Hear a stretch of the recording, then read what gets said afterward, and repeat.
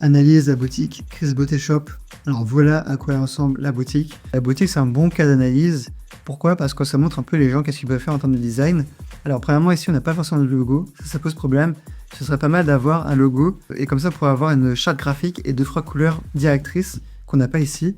Et du coup, au niveau de la bannière, qu'est-ce qui se passe? On se retrouve avec un peu l'arc-en-ciel et des couleurs qui sont du coup qui vont pas ensemble littéralement, qui est même pas bien pour la visibilité. Les boutons ne sont pas forcément clairs, ne sont pas forcément très bien visibles.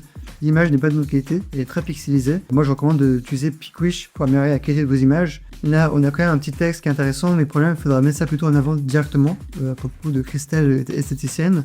Ici aussi on a des problèmes en termes de design, donc on a une ligne blanche ici qui est sortie d'une part. Là on n'a pas beaucoup d'informations ici. Là on voit qu'il y a un CTA qui a voulu être mis en place, mais c'est pas forcément très clair non plus. Ici, on a des produits, très bien. Ok, ici, on a un secteur quantité. Ça, je serais quand même d'avis de retirer ce bouton, de mettre un peu les informations de livraison, la provenance, d'où c'est expédié, les avis, d'avoir un texte qui présente Christelle en expliquant pourquoi elle recommande ce produit en tant qu'esthéticienne. A priori, la personne qui gère cette boutique a une boutique physique, donc ce serait vraiment bien de mettre ça en avant.